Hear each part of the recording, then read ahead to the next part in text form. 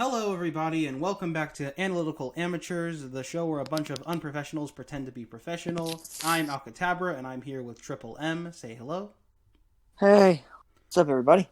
And we are going to be discussing the Batman Quadrilogy, aka the original theatrical Batman films. Batman 89, Batman Returns, Batman Forever, and Batman and Robin. Yay. Yeah. This should be fun. Just a little behind-the-scenes insight. We were planning to do the Dark Knight trilogy this month, but we're going to be doing it next month. So consider this a sort of precursor to that. We're going to discuss this era of theatrical Batman, then compare it to the Dark Knight trilogy when we get to that. And we've already done the Batman in the DCEU / World of DC. So we've got all our bases covered here. I think Galactic Blame had to take a sidebar for this one because it's very confusing time for all of us right now making the transition to college. Yeah, I know I am quite overwhelmed, but I managed to find some time on a weekend to record a podcast. Speaking of which, I guess we'll just kind of discuss life now. Like we said, we're off to college, school year starting. Now that the summer is about wrapped up, I guess we might as well talk about how we spent it entertainment-wise. For me, this is good because I pretty much spent the summer with Batman. Like, me and my brother just watched the entire Batman animated series this summer. Great show. Yeah, really good, as well as the Mask of the Phantasm film. And we watched Batman Beyond. I had never seen Batman Beyond before this year, and I watched it all, and it's really good. I've seen a couple of episodes of that, as well as the Return of the Joker film. I think it's pretty solid. Also played a lot of Batman games, just watched a lot of Batman media, obviously these films. So, yeah, just spent the summer with Batman, learning about the character and all that. How has your summer been, Triple M?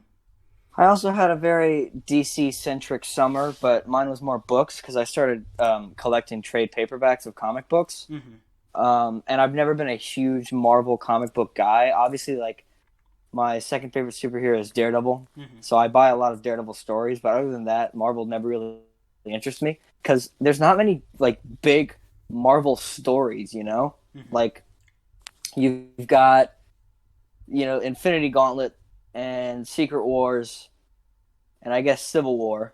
Mm-hmm.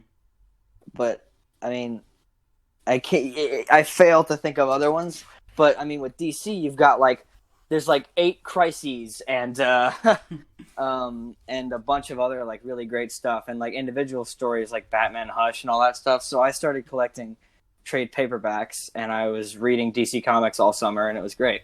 Mm-hmm. And ever since I moved into my dorm about 2 weeks ago, I've been doing like either one new movie or one movie I haven't seen in a while every night. So I think this week I did Zodiac, which was great. Ooh. And then last night I watched Good Time with Robert Pattinson, which was a crazy flick. And I think tonight I'm going to do Uncut Gems. All right. Sounds interesting. And I've also been playing a lot of Ghost of Tsushima, which is fantastic. So yeah, it's been a pretty low-key summer, but I guess I got to get back to reality now. True. Well, then I guess we'll just go ahead and get started with these films, starting with one of the most iconic and beloved superhero films of all time, Batman 1989. I'm going to be honest, I don't really get the hype for this one. Oh my god, thank you. Thank you. Like, what? It's got a lot to be said about it.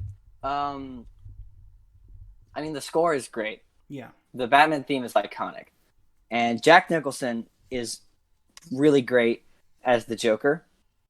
But I don't really like... God, someone's going to kill me for this. I don't really like Michael Keaton as Batman. Wow, I'm surprised you weren't afraid to say that, because I was afraid to say it. But okay. Dude, I don't really like him as Batman. That's kind of a whole core issue with these movies for me. Mainly these first two, because I know the Schumacher ones, the last two are the bad ones. But I have to give them credit for one thing. The Schumacher films actually focus on character. Usually it's bad characterization, but at least it's characterization. While with I actually enjoy Batman Forever more than I enjoy Batman Returns. Really? Okay, we'll get to that too. Yes, but we will get to that. I'm gonna get I'm telling you, I'm pulling out all the hot takes. Right. These movies are very divisive for me. I'm gonna go ahead and warn you, and someone's gonna murder me, and I know we're not there yet. But of these 4 films, Batman and Robin is my favorite. Oh my gosh! I shit you not. I shit you not. I can't blame you. It is an experience. But okay. So Batman '89, yeah, right? It's not the best, and I think that in my mind, one of the reasons it's not the best is because I'm constantly holding it to the standard of one of the greatest superhero movies ever made, which was Superman. Because a lot of people have argued that it doesn't age well, but I disagree. I think that the original Superman movie is as close to perfect as you can get with a comic book movie. It is so good. It's got Christopher Reeve is Superman, and maybe that's why I don't like Michael Keaton as Batman, is because I just don't see it. He's got this weird perm going on, like his weird. His hair's. He's got like the side fade, but he's also got really curly on top, and it's weird. And his lips are always doing that weird thing where he looks like he's puckering up. He's about to kiss someone. I liked him more as the Vulture. Honestly, yeah, that worked a lot, really well for Spider-Man: Homecoming. But Michael Keaton, he loved playing Batman, so I'm not going to drag him for that. I just don't. He's not my favorite. I'm not a huge fan. Yeah, because I feel like I mentioned before, the Schumacher films, for better or worse, focus a lot on characterization, while I feel like these first 2, Batman and Batman Returns, were more about aesthetic and style, because as far as the character goes, especially the main character, there's not a lot there. Like, Batman's characterization in this movie specifically feels kind of flat, like he's just kind of there, and they have like one scene to kind of like explain his origins, where Vicky Vale is all like, "Why are you Batman?" And he says, "It's something that I just have to do." And she says, "Why?" And he says, "It's because no one else can." And I'm like, okay, yes, but why? Yes, but why are you Batman? I'm like, okay, but why? What was I gonna say? I was gonna say another plus is, like you said, with the aesthetic and the tone. Yeah, like this movie really looks stylish. Yeah, no, and Gotham City looks really cool, as opposed to in the Schumacher films where it's fucking weird and it's got statues that are built into the side of the buildings, and it's like, what the fuck is going on? Yeah. Yeah. But I think I was just thinking on the way it looks. I'm looking up images now, and I can't talk and type at the same time. That's fair. But I think I think you just need to actually develop Batman's motives more. I kind of like the mystery around him as Batman, but I do not like Michael Keaton as Bruce Wayne. He just feels kind of out there. And the thing is, like, Bruce, like, he feels like, you know how in the Dark Knight trilogy, and even just all of Batman, they make clear that Bruce Wayne, the playboy billionaire, is like a facade for the real Batman, who's like, yes, who's for justice and everything. Michael Keaton's Bruce Wayne feels like he's actually like that playboy Bruce Wayne. And I'm just like, in that case, why are you Batman? Because you're actually acting like the facade. Well, Hugo, I have one question for you. Do you want to get nuts? Come on. Let's get nuts. Scenes cracks me up every time. Dude, I still don't really understand it. That's some overacting right there. Yeah, like that's where I kind of felt shaky on the character. I was like, I don't really know if they know what they're doing with this guy. It's funny to watch, but I don't think they know what they're doing with him. And as many people like to meme, the Joker is the main character of this film. Like he gets he gets the development, he gets the characterization, and even then, what's weird is that he still falls flat at the end of the day, even though he gets the most like development. Because like his motivation just seems off. His motivation seems that he wants attention. Like he jokes with Vicky Vale, like he wants his face on the $1 bill, and he just wants to promote his art and stuff, and he just finds her attractive. So yeah, he just wants Vicky Vale and attention, and I'm like, you're going to some extreme lengths for that, and it doesn't really line up with him being Jack Napier when he was a gangster. It just feels kind of out there. That's like my favorite version of Joker, the version that was Jack Napier. Yeah. But like, because it worked really well in a lot of comics, but in this movie, while Nicholson was casted great, I don't really know if the character itself works. Yeah. But you can tell that Nicholson had a lot of fun with it. Mm-hmm. He definitely brings scene, the performance, which is like what helps benefit. That scene in the art museum, The cinema. one with the Prince music. That's pure cinema. That's like, you can't top that. I think that another plus with this movie would have to be, well, we already talked about aesthetic, but would have to be just sort of the presence of Batman. I feel like this movie definitely makes him intimidating. I remember, and this is going to sound weird, so now I know the behind-the-scenes reason, but it's common knowledge now that Michael Keaton's costume in this first film, he could not, like, move his neck in it at all. So, yeah, he could not. So they, like, shortened it for, like, returns and everything. I just assumed as a kid that he would turn his whole body to be intimidating. Yeah. So, because I just thought that was, like, a cool thing to do, to look, like, intimidated, just face someone head on. And I was like, oh, wait, he only did it because he couldn't turn his neck. Never mind. But yeah, I still think he has a good, like, imposing image. Shots like, one of my favorite shots when I first watched this film years ago was when he, like, throws down the smoke bomb, then he uses his grappling hook to go up, and his cape goes up and it makes it look like he's a flying bat person, so people aren't sure if he's real or not. Like, that's the kind of stuff that makes him appear unique. Still needs better characterization underneath the mask, but the presence definitely is intimidating. Yeah. Other than that, there's not much to say about this film because that's the thing. It's like it kind of bores me. Yeah, it's kind of just like it's mostly held up for being a product of its time. Like, it's an iconic old school movie that revolutionized like the genre, but when you kind of actually look at it again, it's just kind of one of those movies. Superman came out in 78. True. And in between that, there was pretty much only Superman. So I think we have Batman to thank for bringing a new face onto the comic book, like, movie genre screen. Yeah. I think without the Superman movies and the Batman movies, the comic book industry, the comic book movie industry would not be what it is. Yeah, that's true. They're definitely the pioneers of this, so we can credit it for that. Gave us a lot of good movies, series. It was Iron Man. Iron Man did it first. Oh, Iron Man obviously is the pioneer. Yeah. Step aside, Sam Raimi Spider-Man trilogy. Step aside, Batman. Here comes Robert Downey Jr. But yeah. So I guess anything else major with this one? I guess? Not really. It's like I said, it kind of bores me. I tried to watch it again for the podcast. And much like The Amazing Spider-Man, the middle, I'm just like, oh my god, I don't care.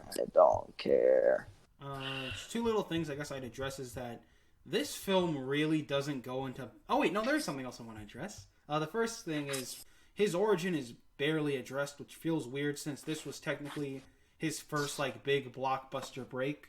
Like, because Adam West was kind of its own thing, was known for being campy. This is supposed to be a more serious Batman, and yet they don't really refresh the character for the audience. They just, like, halfway through the movie, they just address that his parents died once. Yeah.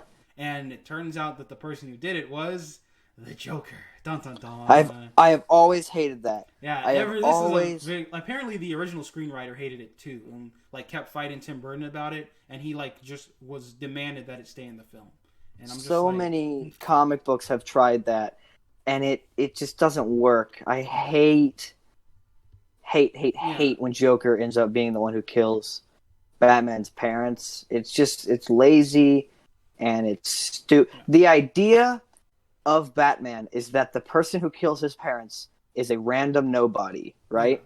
Yeah. It's just a random guy who wanted a fix and decided to rob people, and that's what it is. It's much like Spider-Man, much like when you try and make the spider, like in Amazing Spider-Man 2, when the spider becomes Peter's destiny, it doesn't feel right. Yeah, you're changing the origin, and it doesn't feel right. It takes away the big... Because that's what Joker says to Batman all the time. It's like, the only difference between you and me is our bad days.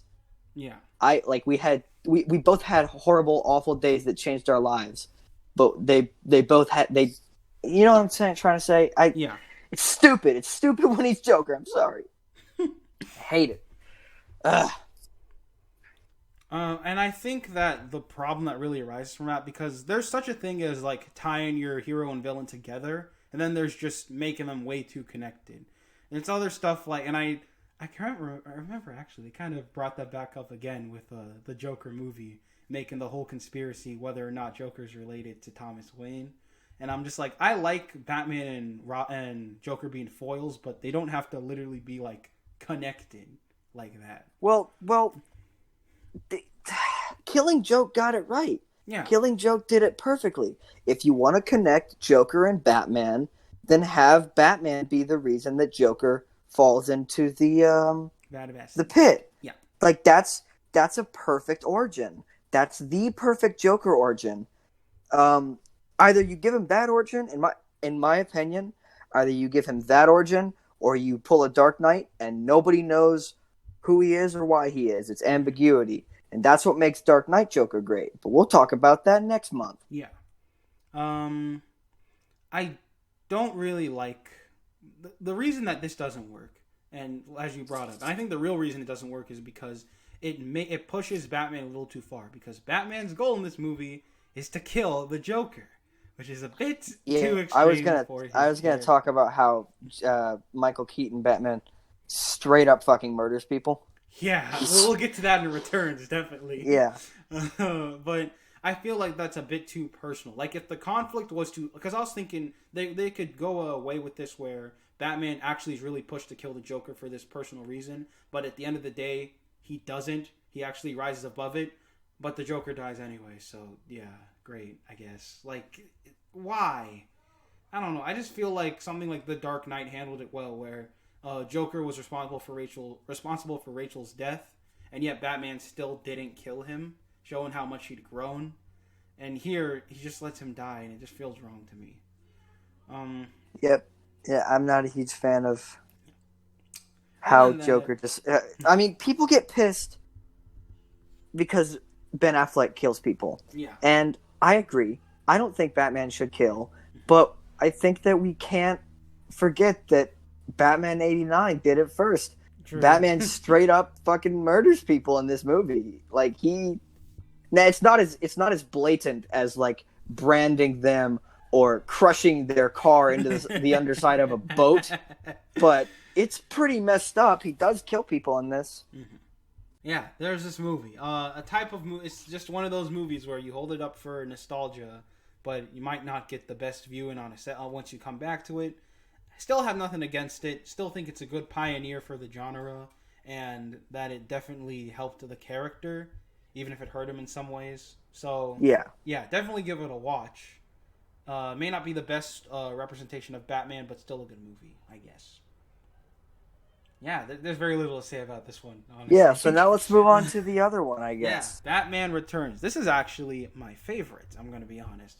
I don't think it's the best representation of Batman. It has many of the same problems as 89. However, I think that this film definitely stands out as a unique film. Like, just a good film of its own story. The costume design in this movie makes me uncomfortable. Yeah, I'm gonna be honest. I don't like I have a weird stigma against live action Batman costumes, and it's always the mask. This one, I really hate the mask in this one. I was gonna talk about how the mask in this one looks weird, and the mask for Pattinson, like Robert Pattinson's Batman, looks really weird. Yeah. It's just like, it's a 50-50 thing. Either it looks great, like in Dark Knight, obscure, or it looks awful, like in Justice League. My goodness.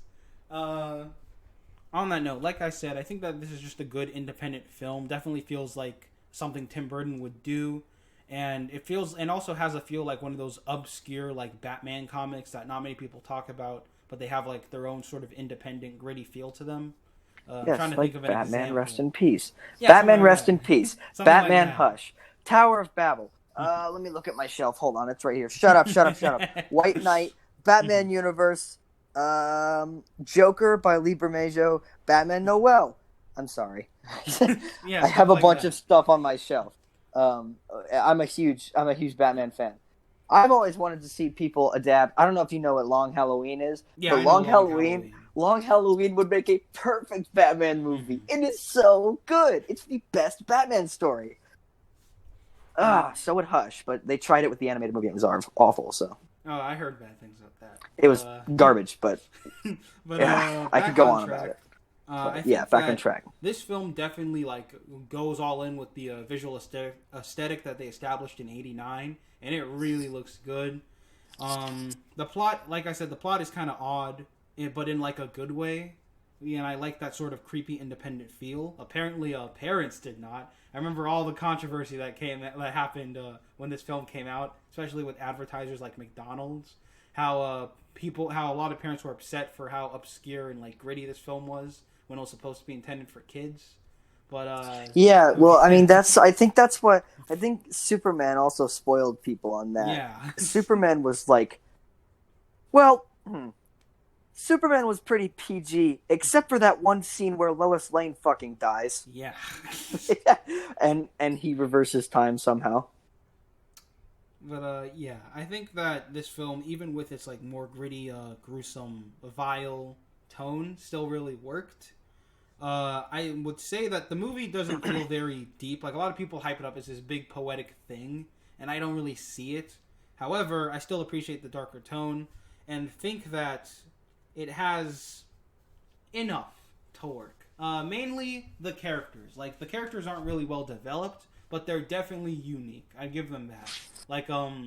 Batman still is kind of a flat character, but he does actually get a good parallel with the Penguin, being that they're both noble elites who had different backgrounds. Batman was embraced by culture and Penguin was shunned for being a freak. And I kind of like that line where I can't remember exactly what he says, but he's you don't get judged for being a freak because you wear a mask or something like that. And he also has a good foil with Catwoman, who also dresses up like a animal-based vigilante. And for some fucking reason, she has stitches all over her suit. I don't know. I've never liked this Catwoman design. I don't like the design, but I can go with it for being obscure. I think Michelle Pfeiffer's great. I just don't like the suit. I was very confused by her purpose in this film, because I remember she falls out the window and then somehow survives, and then suddenly she's a fully trained acrobat, crime fighting, or martial arts, and I'm just what? The cat brings her back to life. The cats just gave her super. Is this the Catwoman movie with Halle Berry, and she just has superpowers? Oh my god! Oh, that's a fucking bad movie. For all I know, it's a prelude to that. That was in the comic book movie limbo period that we don't talk about, where you had such gems as Steel and Daredevil and Elektra and Blade 1 through 3 and Catwoman. Hold on. Okay, now you keep talking. I gotta look up those movies. It was early, late 90s. Yeah, but I think that this film definitely did a good job with its weird, obscure story, because they bring a lot of darker themes to the story, such as Matthew Schreck's role, and how he's this big corrupt businessman. Christopher Walken. Christopher Walken. Christopher Walken's in a Batman movie. Somehow he's the most normal character in the film. It's Christopher Walken, Dude, I love him. I just love doing his voice. He's just fun to talk about, Christopher Walken, I'm the Batman. I think that Bruce Wayne, I find it weird. Bruce Wayne did get some more characterization, but apparently he / Batman is holding the film for 30 minutes or something like that, which surprised me. On that note, I think that the Penguin's whole role was actually pretty nice. I like his creepy design. Danny motherfucking DeVito really brings it. I mean, you can't hate on Danny fucking DeVito. I like how the animated series went out of its way to design the Penguin based off of him. Although they redesigned him to be more like the comics in the new Batman Adventures. Even though I think that Danny DeVito should just be the one true canonical Penguin now. Whenever I think Penguin, I think of him. I don't know about that. Because Colin Farrell is supposed to play him in The Batman. Really? Okay, Dude. My mic came unplugged. Okay. I wanted to talk about this in this video maybe, but the cast for the Batman coming out next year is so good. Mm-hmm. It's literal perfection, and I'll send you an image of the cast. But yeah, just like it is, in my opinion, the perfect Batman cast. Robert Pattinson as Batman is, so good. Yeah, I have some high hopes for that film. I hope they don't let me down. Well, we're getting a trailer on Saturday. Ooh, well, sounds fun. As of right now, okay, hold on. DC Fandom is happening Saturday, so as of right now, there is a panel set to happen about, the Batman. Mm-hmm. So let's, fingers crossed. I know we're getting a panel for a trailer for The Suicide Squad. Mm-hmm. Of course, I don't know when this podcast is going to come out, so if this is in the future and we didn't get one, please don't give these people my address. I don't want them to be angry. Yeah. Back on track, though. I'd say that this film has the least to do with Batman, oddly. But even then, I think it says enough with its story about political corruption, business corruption. Business. It deals more with like a mentality than the other ones, which is why I'm surprised Arkham doesn't play a role in it. But like Selena Kyle's mentality and even Batman's psyche are called into question. Danny DeVito's whole, or called him Danny DeVito, the Penguin's whole outcast status is unique. I can't stop seeing Danny DeVito when I think of him. Suicide is badass. But I think that his whole freak show characterization and his plan, as weird as it is, works for this film. Like his whole kill all the firstborn sons thing is whack, but it actually works. Penguins. For this. He has a bunch of penguins, and his death is amazing. So memorable, and I just don't know how they got away with all this, but I'm honestly impressed by this film. Of course, there is a little itty bitty problem with Batman, which we alluded to before, and it's that he's a killer. Really? Yeah, he's a murderer. He's a fucking murderer. Everyone loves to meme the Batman face, which I'll probably have as the podcast banner. But that's so great. That's so great. The face he makes. He looks like he's busting. The face he makes when he throws the guy down that shaft and explodes. And I'm just like, what the hell was that? I've always tried to find in my mind a sound to go with that face. And in my mind, I pair that face and the sound that thwomps make from the Super Mario 64. That actually works, my goodness. Yeah. I am watching while we're talking, I've got the Penguin Dev pulled up on my laptop, and it's just, I forgot that Shrek gets absolutely fried. Yeah, speaking of which, this film is very gruesome. You've got all kinds of gory bits, like Penguin biting off a guy's nose, Shrek's death, Catwoman getting shot 15 times, all this crap, and I'm just damn. I see why parents were upset, but I think that really helps establish its more darker tone, and wish that more stories involving characters like Batman would go down this path. Not an edgelord path, mind you, but a more gritty, dark, serious path. Christ, he just flopped over. Yeah. He is built different. He needs a cold drink of ice water. His goons were a weird bunch, but I kind of like. He's built so weird. I'm sorry. I've got it paused on the shot of him lying on the ground, and he's got it's kind of creepy. It's actually really freaky. That's gonna stick with me. Oh God. I've never really looked at that shot before. Penguins just carry him into the water. It's so majestic. But either way, I think that this film just needed a better characterization for mainly Batman to justify it literally being called Batman Returns. You go there not. They're not carrying him. They just fucking slide him. They fucking slide his dead body. They just push him. His dead body slowly slides down the road, and then he just slides into the water. Oh, this movie. I gotta say, I think I might need to raise this one up on my list because this film is a whack. But I know that I know. Okay, I know that that original Batman is my least favorite of these four. But I don't know where Batman Returns falls. I know that Batman and Robin is my favorite, and I know that Batman 89 is my least favorite. I don't know where Batman Returns falls, but it's so dumb. Oh, it's so Tim Burton. Like, it is so Tim Burton. It is so gray and gritty, and it just feels like Tim Burton, you know? Yeah. Much like watching Batman versus Superman feels like Zack Snyder. Oh boy. On that note, I think that... Oh, I want to mention my favorite line. My favorite line in this film is where Batman's fighting Catwoman, and he throws her to the floor, and he says, "Eat floor, high fiber." And I'm like, that is one of the worst puns I have ever heard. What are you talking about? That's a good fucking line. It sounds like something that would have been in the Joel Schumacher films. Eat floor, high fiber. Oh, high God. Fiber. I did you know that that's an achievement?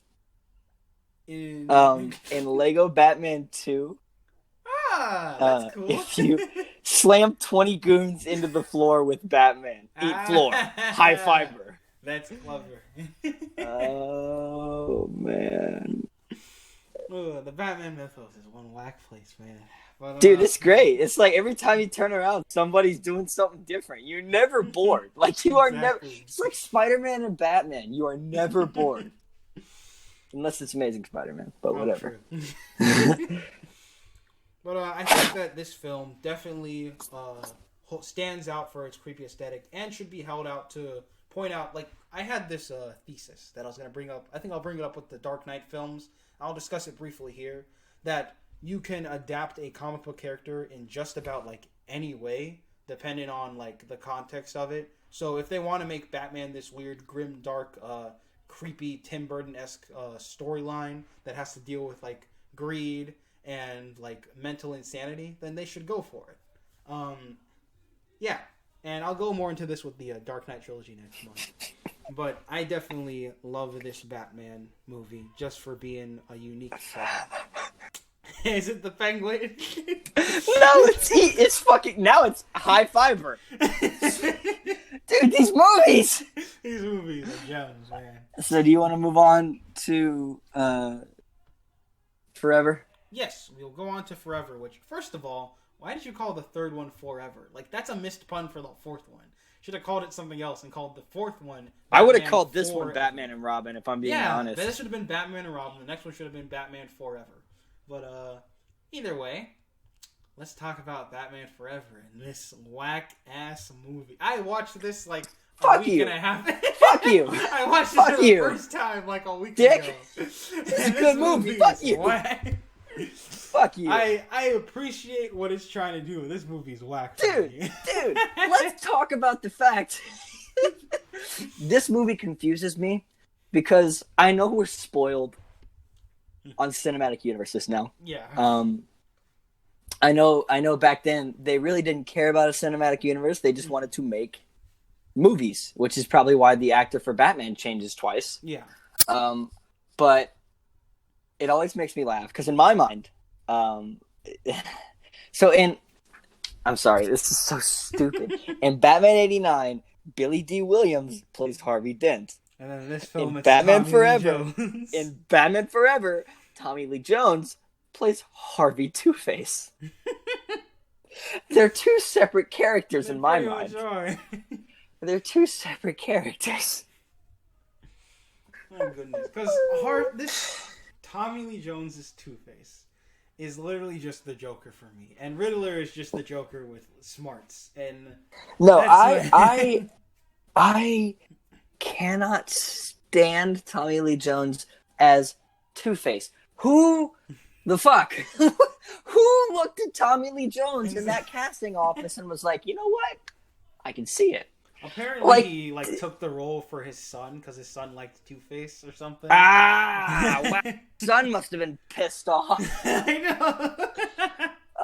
And I'm forgetting that before The Dark Knight, or before the year 2000, really, Two-Face was a goofy-ass character. Yeah, he was just a split-personality guy. Yeah, before, basically the year 2000, he was a goofy-ass character. So I guess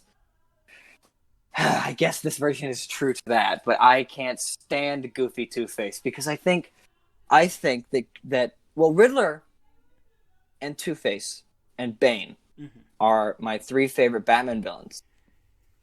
And they are done so poorly in these movies. And it hurts me so fucking much. It hurts me so much that we have not gotten a good live-action Bane when he's not hard to do at all. He's a Mexican guy in a mask, addicted to drugs, who's smarter than Batman. It's not hard. But anyway, back to this fucking movie. I'm looking at the poster, and Riddler's fucking pose where Jim Carrey is hunched over with his elbows connected and his arms going out in a W formation. What was that? And what's the hair? What's going on with his hair, Hugo? Why is it the flat top red? It's so stupid. Yeah, the villains of this film are just something else. And I would be fine with one of them being a bit out there, but both of them are literally just insane Joker-esque maniacs. Tommy Lee Jones is giving me fucking eyes on the poster, man. He's just staring me down. Exactly. What is this costume design? Hold on. He's got leopard printing. Okay, hold on. Sorry, I'm gonna get a better picture of him. So on one side, he's just got a normal suit. On the other side of his tie, he's got leopard print, then camo. Leopard print, then cheetah, then zebra, then tiger. What the fuck is going on? It's Two-Face, not Quadruple Face.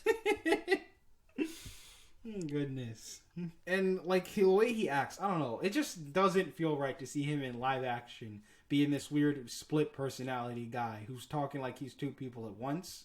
I think, because I'm going to reference it a lot because I just finished watching it, the animated series definitely did him better. Animated series is the perfect Batman adaptation. Yeah. It definitely handled his sort of mobster split personality thing, because instead of him being 2 wackos in one body, he was one sane dude and one jerky asshole dude. And now he's just in this movie, he's just Joker 1 and 2. And I'm trying to think of some good Batman Forever quotes. I just had one. I can't remember what it was. It's something. Of course, it's there's something so much Jim about Carrey this. said. It's something Jim Carrey said, and I'm gonna remember it soon. I'm pulling up Batman Forever quotes. I don't even want to talk about this fucking movie. Yeah. I don't even care. I don't fucking care about the fucking plot of this movie. I can't. Everything about this movie that I like is not the story. I don't care about the story. I could care less. I like Jim Carrey. He is horribly miscasted. Yeah.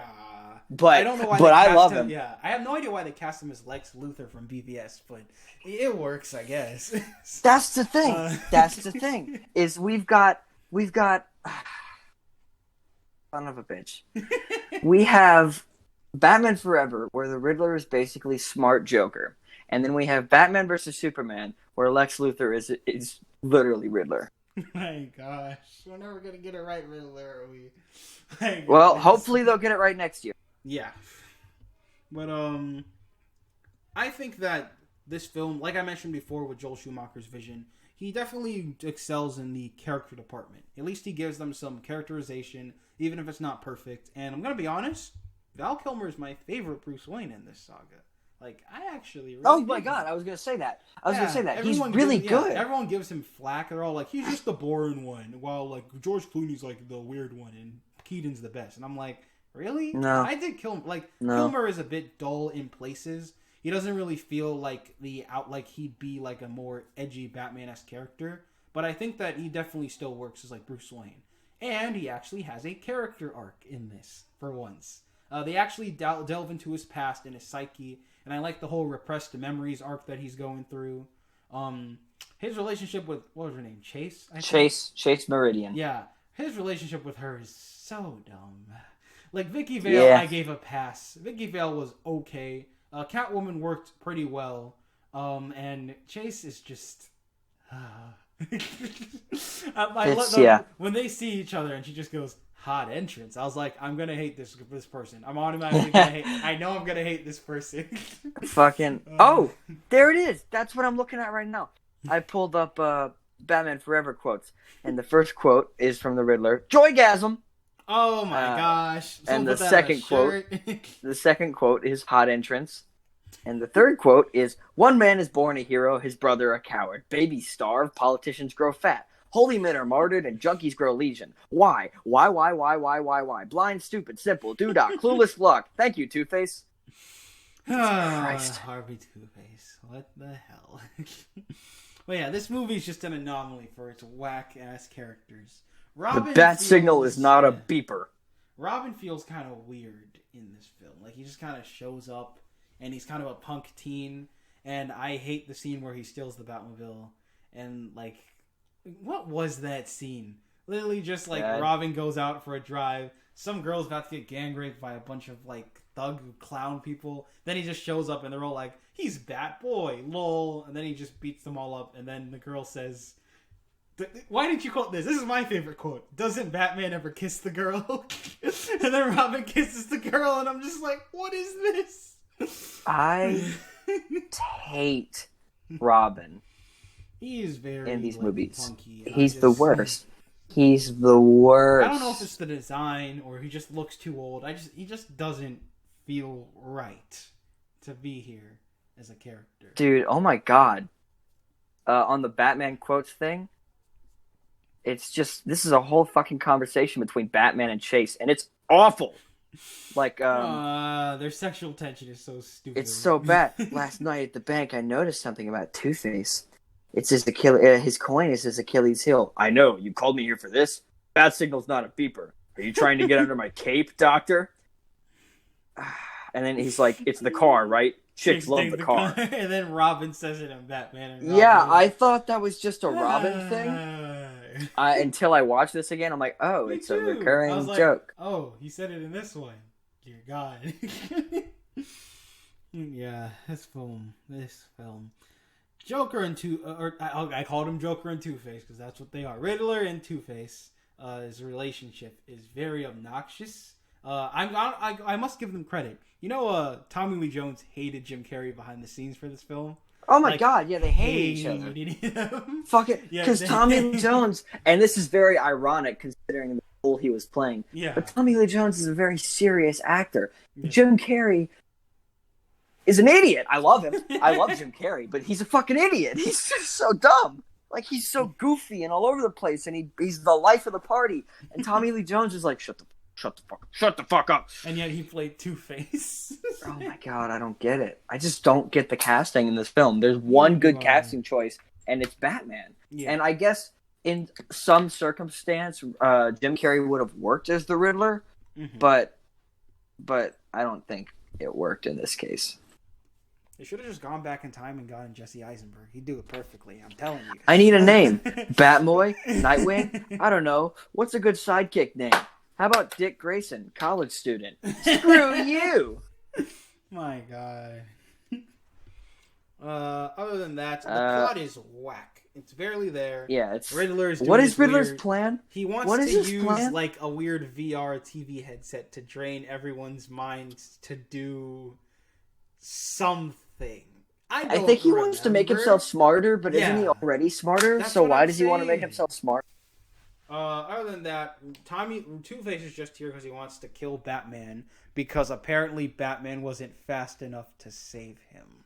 Like, we literally get one, 2-second scene where we see on a news report that Harvey Dent was in, court or something, and some criminal, attacked him, and Batman was, a second too late to save him. So he blames Batman for his he is Harvey Dent. Is he Harvey Dent? He's or Harvey Dent. Two-Face? He's Harvey Dent. Okay, well, this is not canon to the DCU. My goodness. Hey, for if knowledge is power, then a god am I. Is a Riddler quote. My goodness. It's just, I don't really get how all this happened. I get like Joel Schumacher wanted to take it in a lighter direction, but this isn't even lighter. There's so much overt sexual There's so much like overt sexual tension in this. Yes, film. Between Batman and Robin. And in the of course, and in the next film, like you have like Poison Ivy making a bunch of dick jokes every second in that film, and I'm like, this is the lighter tone you wanted to go for. But yeah, and of course, bad nipples. My God.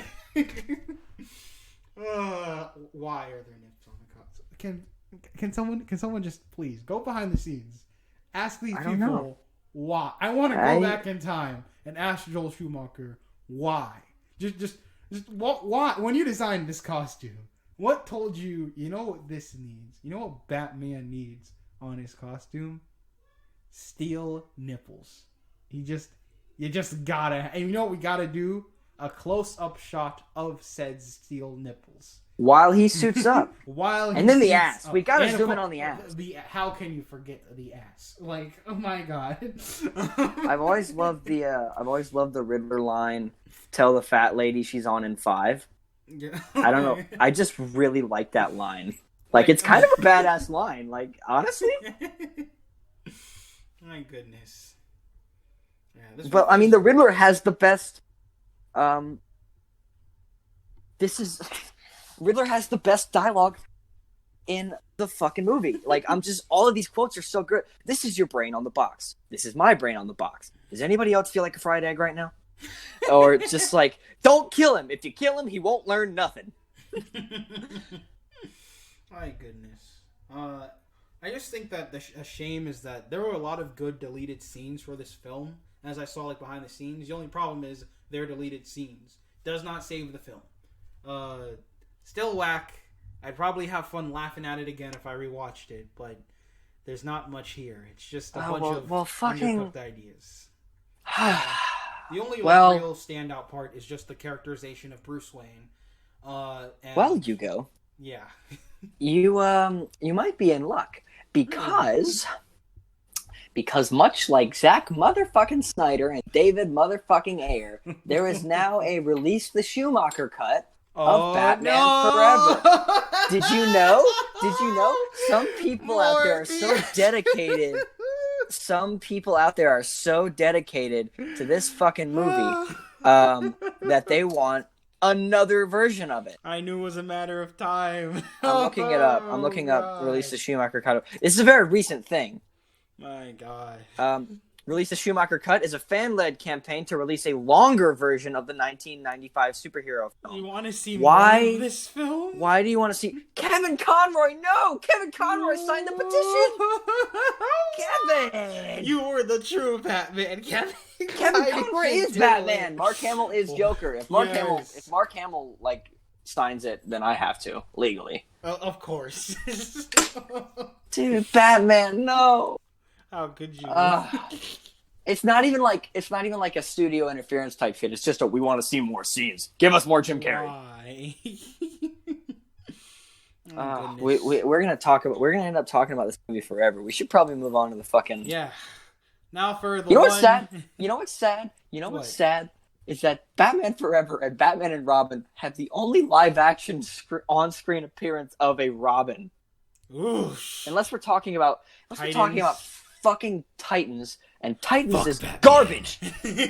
Titans is garbage. I'd honestly prefer this Robin over that one any day. But, hey, fuck Batman. Yeah, hell yeah. Fuck Batman. That's Anyway, let's move on. And now wrap your thoughts up. Yeah, now for the ultimate pinnacle of all cinema, Batman and Robin. Woo! It's a god tier movie, bro. I did not know this was connected to the other ones. I just watched it like on its own and was blown away. legally, this is a law. You cannot be bored while watching this movie. It is true. There are no boring moments. This film is it's so within the first fucking 10 minutes, you know what you're in for. Yeah. Because the first 2 minutes is the suit up. and it's got the ass shots and the nipple shots, and Robin's there. And I will say, I kind of like Robin's costume, minus it looks like Nightwing, honestly. More of that's what they were going for. Okay, that makes sense. Whips out Bat credit card. Never leave the cave without it.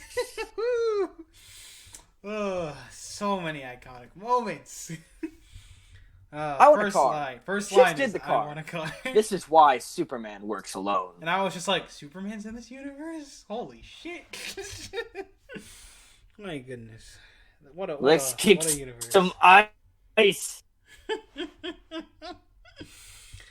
like we want to talk about Tommy Lee Jones and Jim Carrey. Let's talk about Arnold Schwarzenegger as Mr. Freeze and Uma Thurman. Hey, I was about to say, lest we forget fucking Uma Thurman as Pamela Ice. How much were they paying these people? Quentin, I can imagine the call. Oh, God. The call Quentin Tarantino got from his good friend Uma. It's like, so I got an audition to do this movie, Batman. Do you think I should do it? And Quentin's like, yes, don't read the script. And she's like, why not? And he goes, you should never read the script. It always makes it more fun. You're always surprised. She goes, okay, I won't read the script. My goodness. This is something. Like, these actors, I don't know how much they were paying you, but thank you for making this the Elvis experience to never forget. It's a fucking great film. In this universe, there is only one absolute. Everything freezes. What? What? I'm pretty sure that's not true, Mr. Freeze. But my goodness. Tonight's forecast, a freeze is coming. As for the plot, there really is no concise plot. The concise plot is that only happens Freeze like Gotham. it's in the third act where Mr. Freeze thinks his wife is dead, so he's just like, I'll just freeze the world and then live alone with Poison Ivy and her plants because plants can grow. Yeah, fucking Batgirl's in this. I'm sorry, yeah! I forgot that Batgirl's in this. Why is she in this film? Let me be honest. Why is she in this film? Why did they call it Batman and Robin? Why didn't they call the last one Batman and Robin? And why is this one Batman? Forever. Why is this one not Batman Forever? Exactly. Like, why is Batgirl in this film? Honestly, like, she just kind of shows up, and Alfred has this whole backstory about like his long lost cousin or whatever.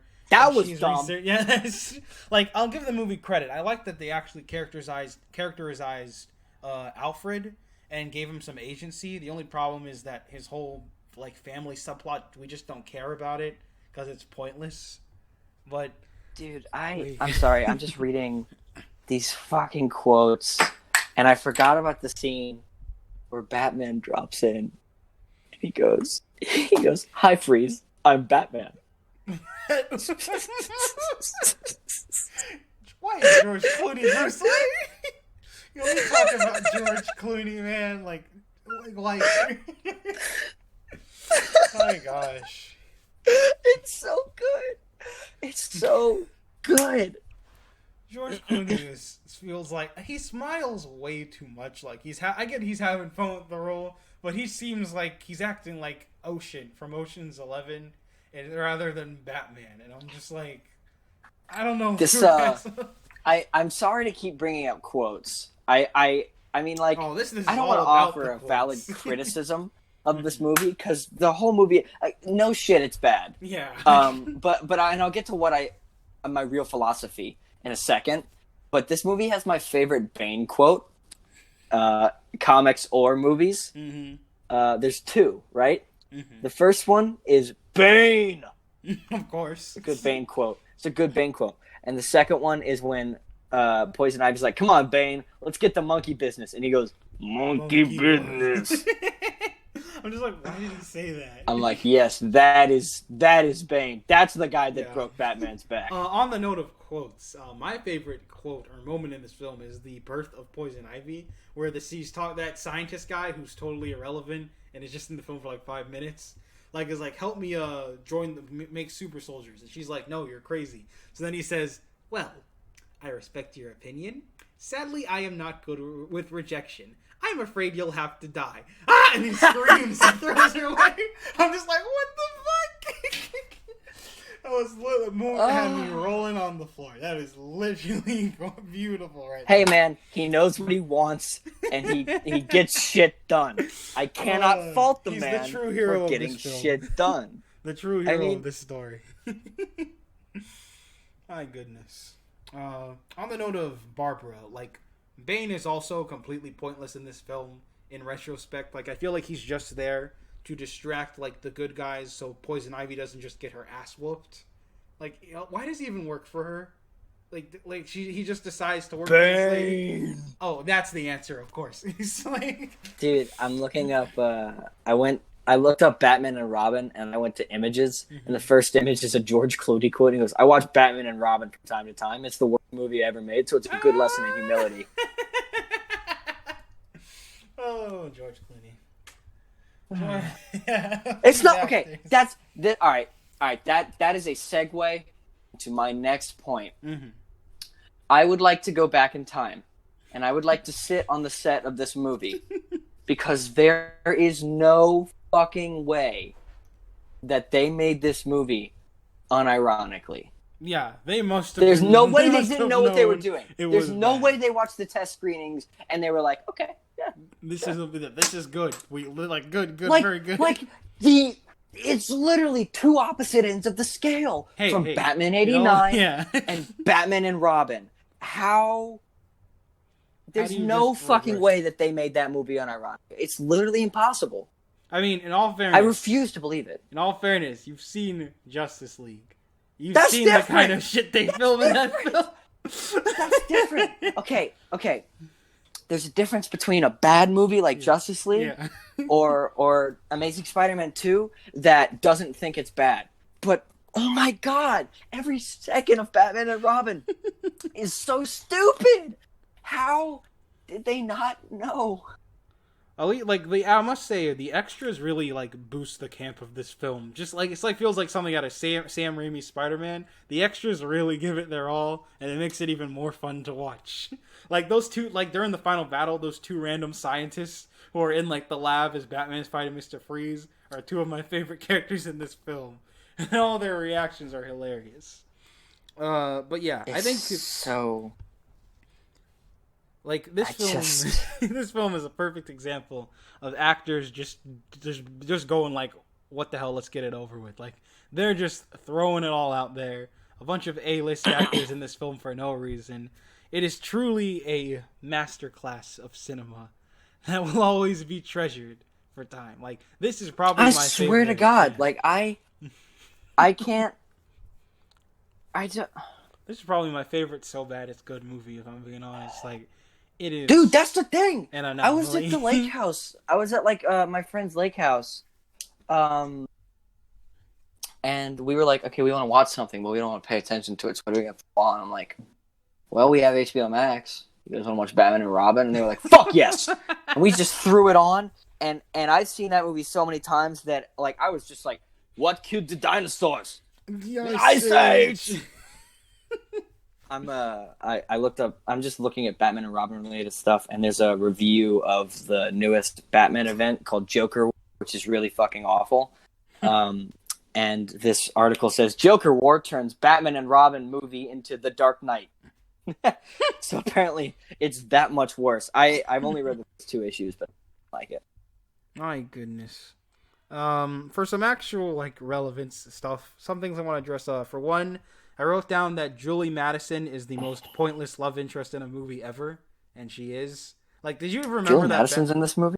The character Julie Madison. Did you I thought remember that? I thought that Batgirl was the love interest. No, Batman had a girlfriend in this film that he was that was trying to marry him. That's the thing. I completely forgot she was in it too. But there's some random girl who's Bruce Wayne's fiance. And she's like, you gotta tie the knot with me. And he's all like, I don't know if I can commit. And she's all like, I don't know if I can wait around. And then she just disappears from the film. She's just gone. And I'm like, who is this character? I'm like, why is she here? At least the other love interest had some agency. Vicky Vale, Selena Kyle, and Chase had some agency in the plot. But she's just here. And I'm like, she's just a pointless character in this film. You should have just committed to Barbara or something. Other than that, I thought that Batman and Robin's relationship was kind of interesting, like how they're pressured by their pressure is induced by Poison Ivy, so she serves as like an antagonist for their relationship.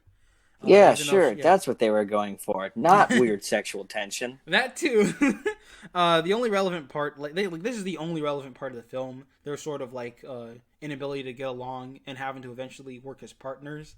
And apparently, Bruce sees Robin as a brother, and I was like, brother, not like son, not like.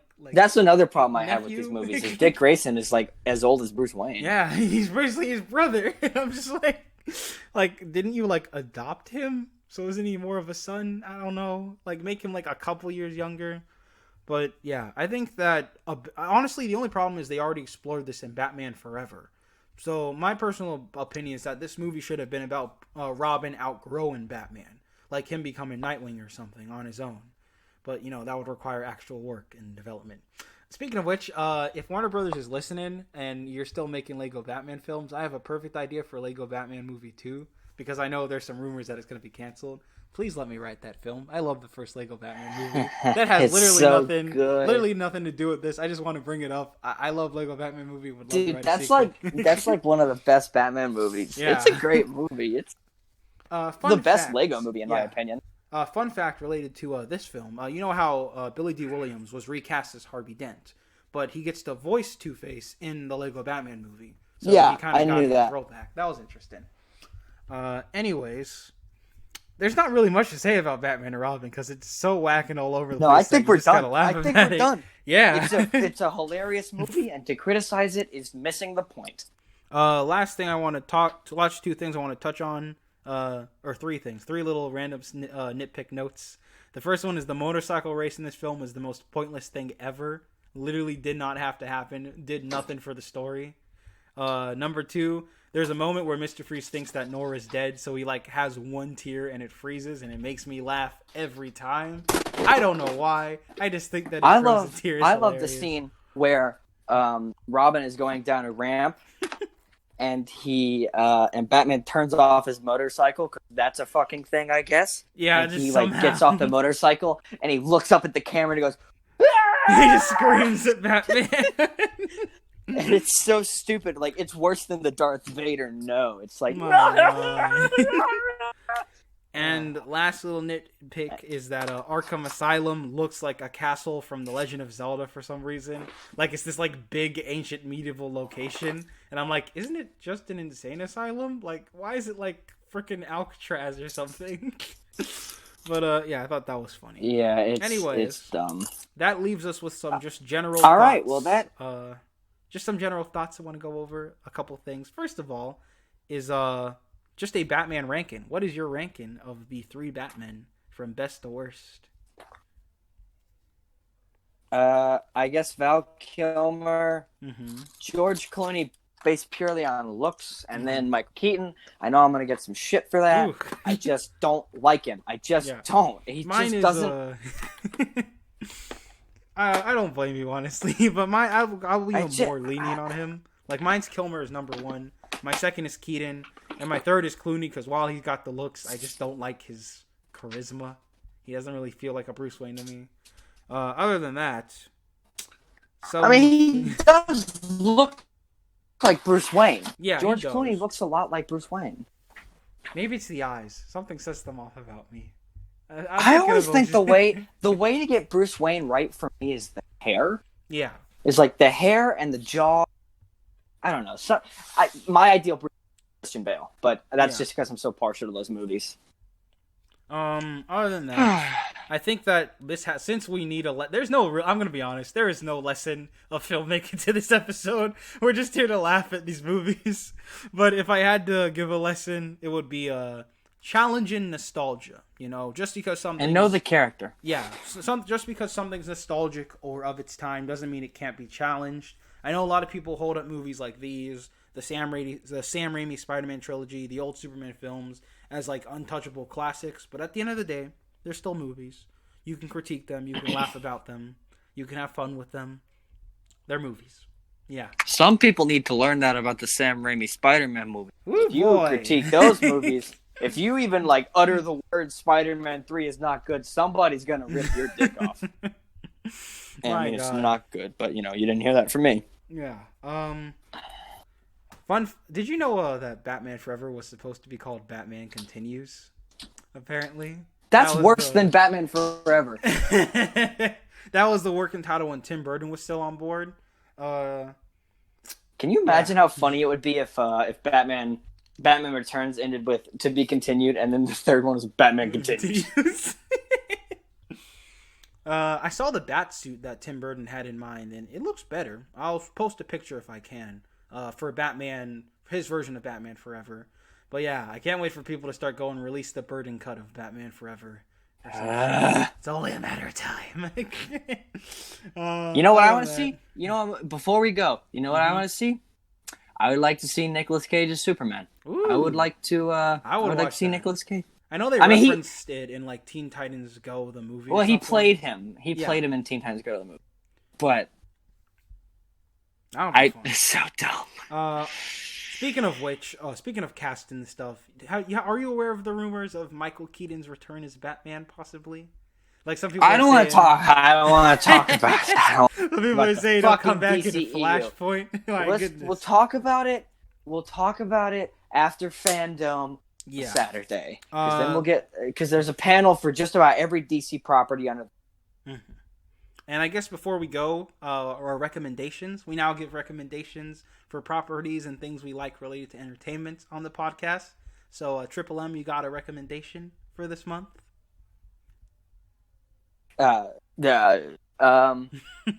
If you want, I know a lot of people really don't like the idea of Robert Pattinson as Batman because, much like Hayden Christensen, he was in one bad movie series and everybody thought he couldn't act. Robert Pattinson is skilled actors out there right now. And if you want to see a really good Robert Pattinson movie, you can go to Netflix right now and Good Time, which is really short. It's only like an hour and a half, and it's really great. It's like a crime thriller. You can watch that, or you can watch The Lighthouse, which was my favorite movie of 2019. It was literally perfect. I loved every second of it, and I love The Lighthouse. It is such a good movie. It's Robert Pattinson's best, in my opinion. Mm. And that movie made me excited for him as Bruce Wayne, because I think that he's going to do a great job. So yeah, those are my recommendations. Those two Robert Pattinson movies. For me, I have a recommendation for an obscure movie. It's not really related to Batman, but it is Rango. It is an animated film called Rango, starring Johnny Depp. Yes! And it is literally my favorite animated movie ever. And yes! It is perfect. I honestly surprised this doesn't get talked about more, like in the animation community, but it is one of the most perfect gems ever. I rewatched Rango last week with my friends, and it is so good. Yeah. The soundtrack is fucking amazing.